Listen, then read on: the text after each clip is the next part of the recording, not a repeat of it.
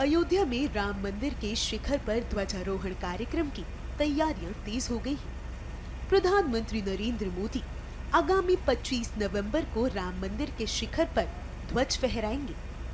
बता दें कि राम मंदिर पर लगने वाला ध्वज केसरिया रंग का होगा।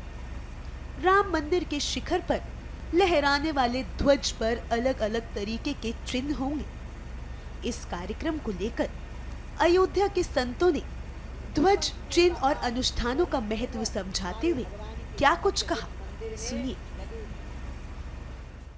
निश्चित रूप से संपूर्ण जनमानस के लिए यह आनंद का क्षण है जब भगवान का भव्य दिव्य मंदिर बनकर के उसमें धर्म ध्वज केसरिया के स्वरूप में जो लहराएगा।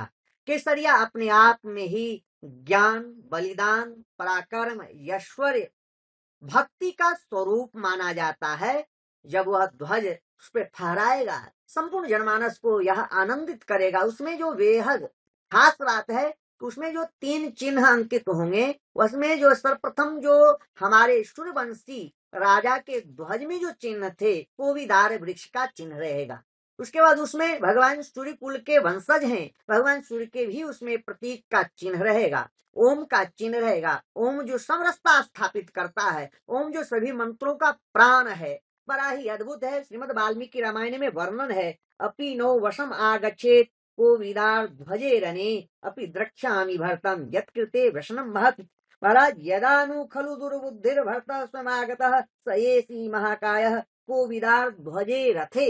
रथ में भगवान के जो रथ होते हैं, उसमें ध्वज में जो चिन्ह होते हैं, कोविदार वृक्ष के ही चिन्ह रहते हैं।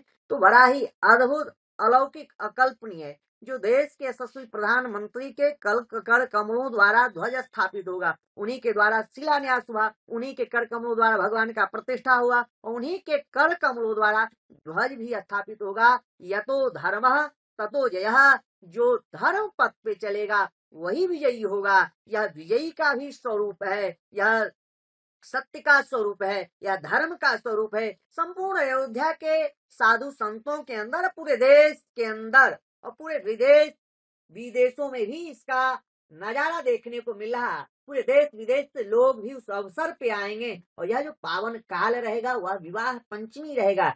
जिस तिथि को भगवान का विवाह हुआ था, भगवान के विवाह होने के बाद नित नव मंगल मोद पठाए, जब ते व्याह राम घर आए, नित नव मंगल मोद पठाए। भगवान को अयोध्या आते ही अयोध्या नित निरंतर आनंद ही आनंद था। तो निश्चित रूप से आनंद ही आनंद रहेगा। उन 500 वर्षों के संघर्ष की गाथा भी वहां लिखी जाएगी, जो हमारे राम भक्तों ने, कार सेवकों ने, साधु संतों ने जो अपने प्राणों की आहुतियां दी थी, अपने प्राणों की आहुतियां देने के बाद उनके त्याग, उनकी तपस्या, उनका समर्पण का ही फल स्वरूप है कि ऐतिहासिक मंदिर बन करके उसमें धर्म ध्वज स्थापित होगा। और जब धर्म ध्वज लहराएगा, सत्य की विजय हो, असत्य का नाश हो, धर्म की जय हो, अधर्म का नाश हो, तो संपूर्ण जनमानस जो है आनंदित हो जाएगा। क्योंकि सनातन धर्म तो यही कहता है, सर्वे भवन्तु सुखिनः, सर्वे सन्तु निरामया, सर्वे भद्राणि पश्यन्तु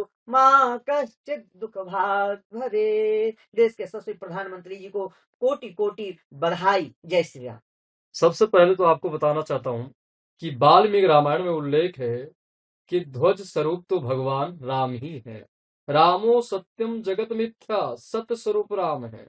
देहिक देविक भौतिक तापा, राम राज काहु नहीं व्यापा। भगवान राम के समय 3 ताप कभी व्यापक नहीं थे। उसी तरह अब भगवान का भव्य और दिव्य मंदिर का निर्माण हो गया। अब धर्म ध्वज होगा। तो धर्म ध्वज में भगवान जब ध्वज पे बैठते थे तो उसमें सूर्य का भी चिन्ह था, ओमकार का भी चिन्ह था, भी हमारे सीताराम दास जी ने बताया वाल्मीकि के अनुसार। तो धर्म ध्वज तो भगवान का अद्भुत है, उसका बखान जितना भी किया जाए बहुत कम है। और वाल्मीकि रामायण में तो प्रसंग है ही, रामचरितमानस में प्रसंग है। वाल्मीकि रामायण में वाल्मीकि जी को प्रेरणा राम जी ने ही दिया था, और वाल्मीकि के अंदर ही ब्रह्म ज्ञान हुआ। उस ब्रह्म ज्ञान के द्वारा जो वाल्मीकि रामायण में उन्होंने धर्म ध्वज का व्याख्या किया है वो बड़ा अद्भुत है। और वो धर्म ध्वज का होगा राम मंदिर में, ये अद्भुत छटा है। देश दुनिया भर के लोग देखने आएंगे।